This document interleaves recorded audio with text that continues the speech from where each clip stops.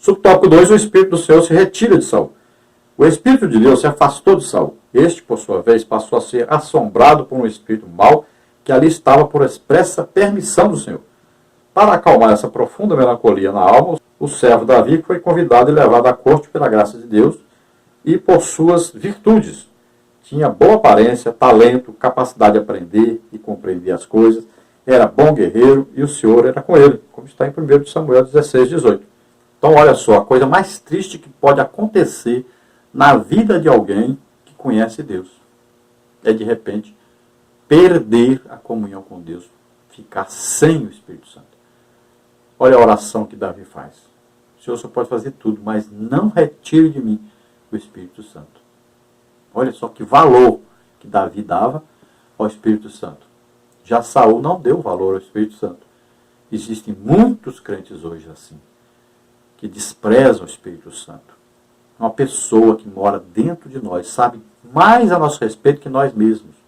Sabe todos os segredos, todas as intenções, desejos, tudo. E continua aí dentro, muitas vezes entristecido. E a pessoa nem falar com ele fala. Às vezes, 30 anos de crente, nunca nem falou com o Espírito Santo que mora dentro dele. Uma pessoa. Isso é uma coisa impressionante. E muitas pessoas hoje estão tratando o Espírito Santo com desdém, com brincadeiras. Tem gente que está imitando os outros, falando em línguas. Coisa horrível. Ofende, entristece o Espírito Santo. Entristece Jesus. Entristece a Deus. Não faça mais isso. Nós temos aí religiões que abusam, fazem piadas das coisas do Espírito Santo. Muito cuidado, muito cuidado. Não blasfeme contra o Espírito Santo. O Espírito Santo é muito sensível. Muito cuidado. Às vezes ele deixa de usar a pessoa por causa de um pensamento errado, qualquer coisinha que fez errado, uma discussão, uma briga, qualquer coisinha que a pessoa faz, já fica impedida essa ação maravilhosa, santa do Espírito Santo. Cuidado, ele é muito sensível. Então o Espírito Santo sai de Saul, e quando o Espírito Santo sai, tem que entrar alguma coisa no lugar. Entrou o quê? Demônio em Saul. Não é? A espírito mal que veio da parte do Senhor. Quer dizer o quê? Houve uma permissão de Deus para que o demônio entrasse em Saul, no lugar do Espírito Santo. E Jesus disse isso. Cuidado para você, né, não blasfemar contra o Espírito Santo. Cuidado para você não se desviar do Evangelho e perder o Espírito Santo na sua vida. De repente vem um demônio, volta aquele que era antes, que estava em você antes de aceitar Jesus como Senhor e Salvador. E Jesus disse que ele traz mais 7 demônios ainda, piores do que ele ainda. E passa a habitar essa pessoa e ela fica pior do que era antes de aceitar Jesus. Então cuidado, é uma advertência. Não brinque com Deus. Não brinque com o Espírito Santo. Então, aquele demônio atormentava Saul, causava depressão em Saul. E Davi, então, foi chamado para tocar ali. Quando ele tocava, aquele demônio saía. Saul podia dormir, podia descansar. Subtópico 3, Deus levanta autoridades. Davi esteve muito tempo com Saul, mas em momento algum relatou a unção de Samuel sobre sua vida, ou tentou aproveitar-se da vulnerabilidade do rei para matá-lo e assumir o reinado. Antes, participou de lutas em seu favor.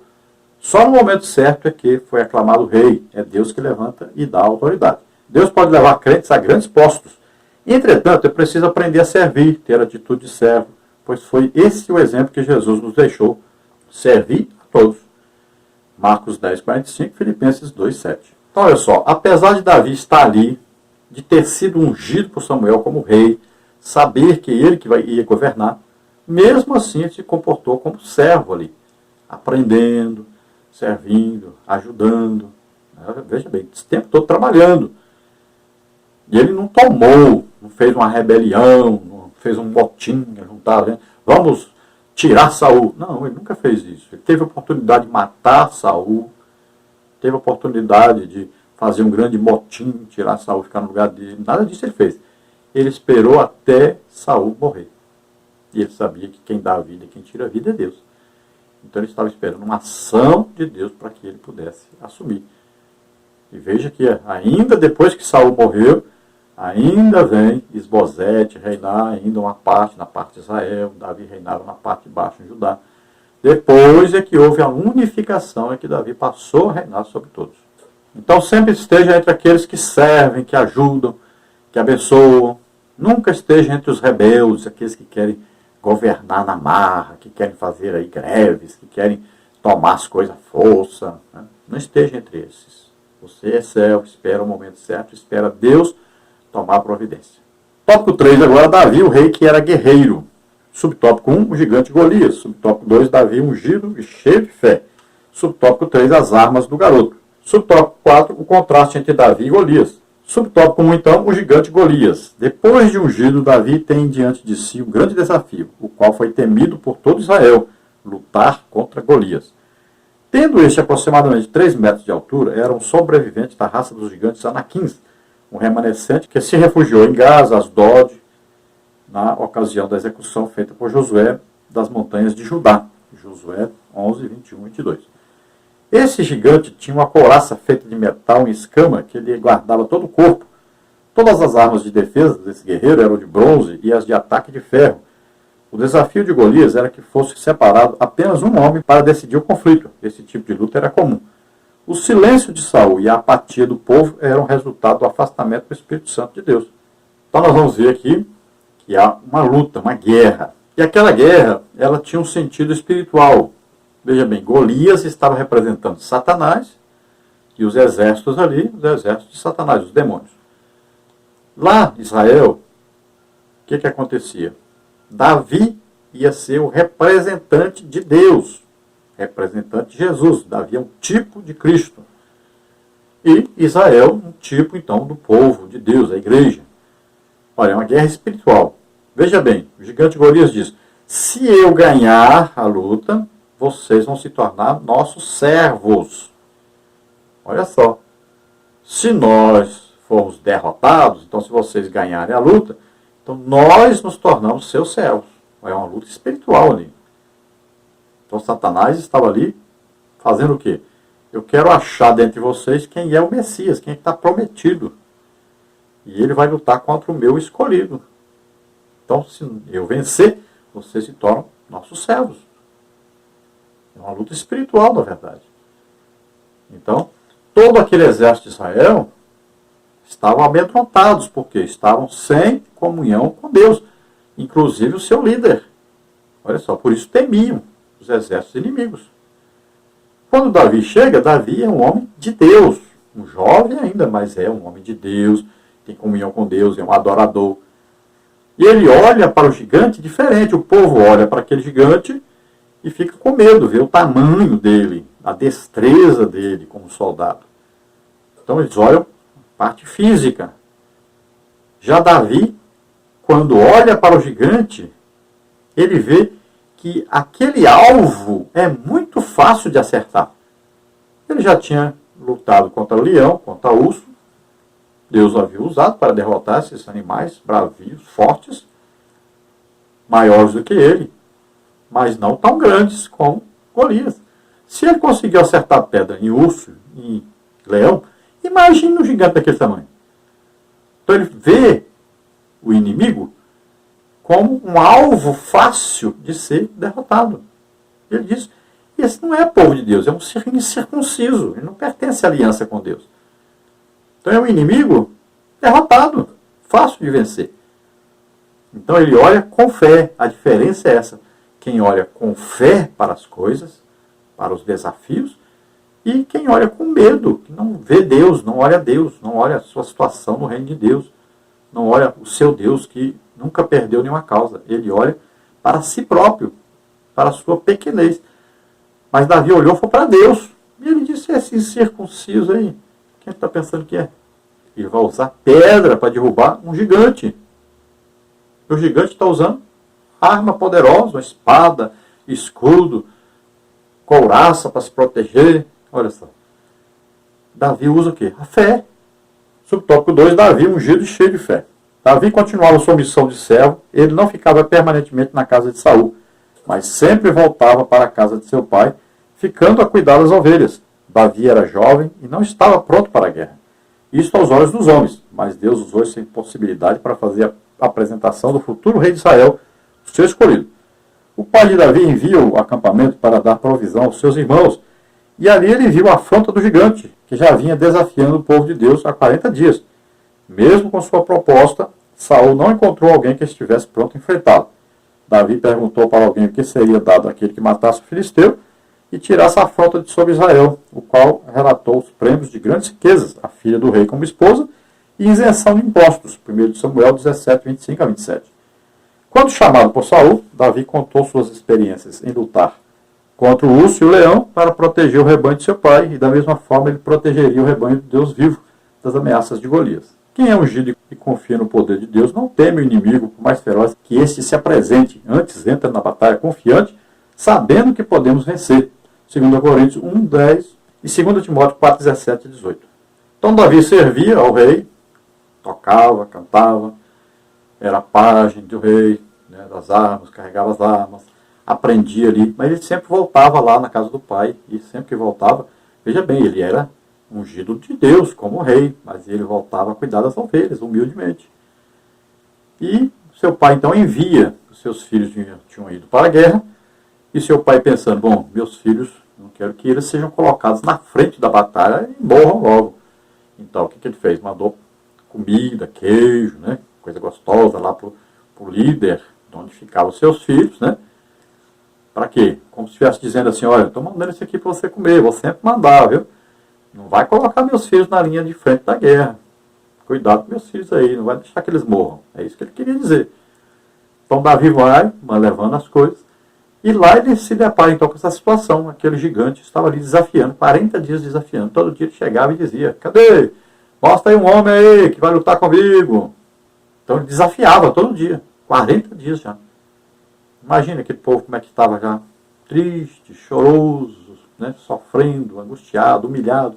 Não tinha ninguém para colocar ali. E olha que Saul era um homem valente, tinha o Jonatas, um homem valente, mas todo mundo olhou para o tamanho daquele gigante e ninguém ousou enfrentá-lo, porque a situação espiritual deles não estava boa. Já Davi olhou e já disse, isso aqui é fácil demais, né? E já perguntou logo, o que vai ganhar quem lutar e vencer esse gigante aí? Já quis logo aproveitar a situação e falar, eu posso até me arrumar na vida com esse negócio. Então ele ouviu dizer, ó, pode casar com a filha do rei e ainda por cima não precisa nem pagar imposto mais. Falei, rapaz, é bom demais, uma coisa fácil de fazer dessa e ainda vai conseguir tudo isso. É comigo mesmo.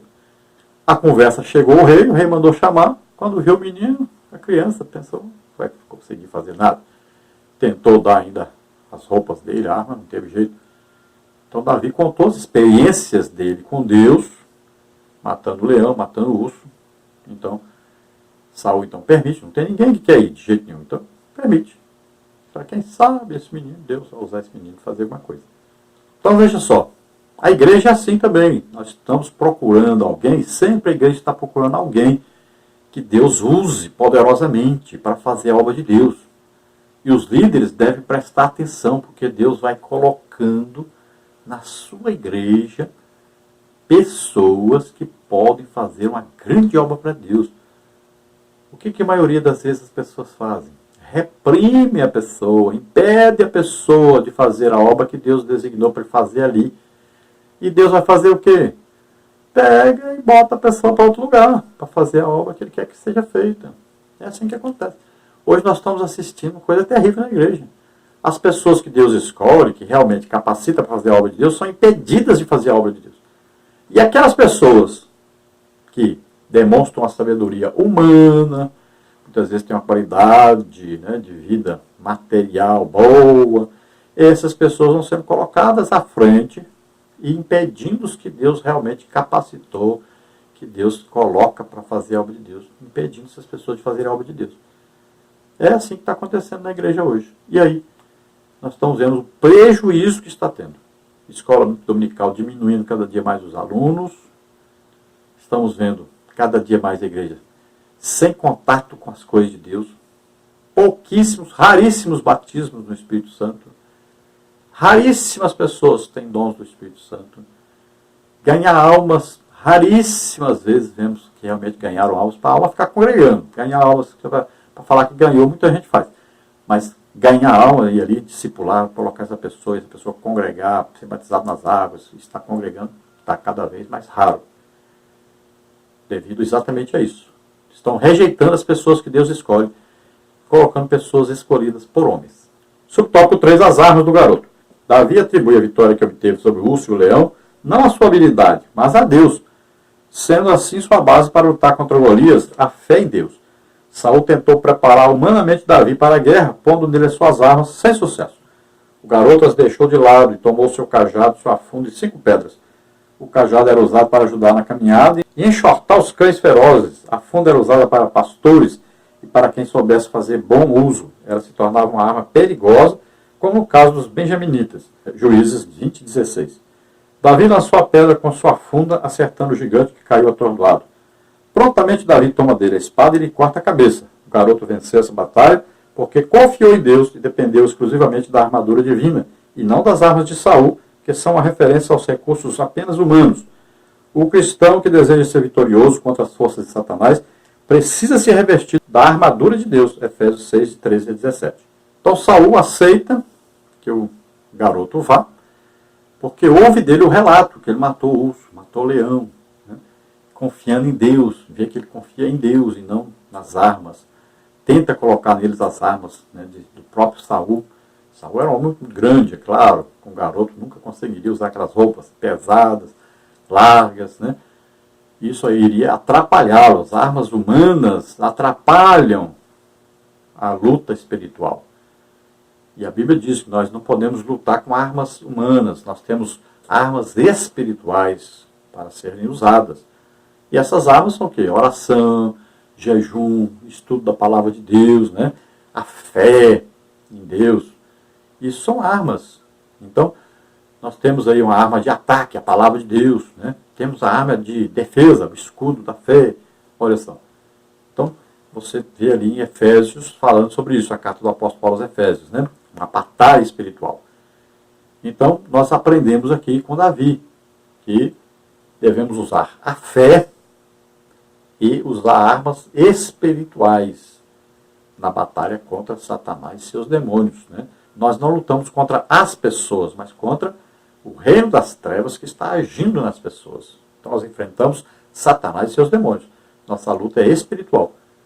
E nós vencemos com muita oração, jejum, muito estudo da palavra de Deus e fé. Sabendo que dentre as armas nós temos aí o sangue de Jesus, o nome de Jesus. Olha aí. Tudo isso são armas espirituais. Então Davi usou o quê? A funda, né, que é espécie de uma baladeira, né, uma tiradeira, cada lugar tem um nome. E 5 pedras. Olha aí, não precisava de mais nada. Era aquilo que ele estava acostumado. Tem muita gente que quer entrar numa luta sem estar acostumado. Então aparece ali um endemoniado. Ele não é uma pessoa de oração, não é uma pessoa de jejum, de estudo da palavra de Deus. Vê um endemoniado e passa longe, tem até medo de expulsar o demônio. Ao invés do demônio ficar com medo dele, ele fica com medo do demônio. Porque ele não está acostumado à luta. Parece uma pessoa doente, quando ele faz uma oração, aquela oração, para ficar livre, né, do pedido da oração. Mas ele não acredita que vai orar e a pessoa vai ser curada. Porque não está acostumado a isso. Então, o professor de escola bíblica dominical, ou qualquer obreiro, deve estar acostumado a uma batalha espiritual, a uma luta cotidiana contra o mal, está sempre pronto a combater e a vencer o inimigo, porque nós temos Jesus, nós somos mais do que vencedores, porque temos Jesus que nunca perdeu uma batalha. Subtópico 4, o contraste entre Davi e Golias. Humanamente, era impossível Davi vencer Golias, visto que este era um gigante e Davi um jovem comum, mas todo o diferencial estava na unção que Davi recebera e a fé que tinha em Deus.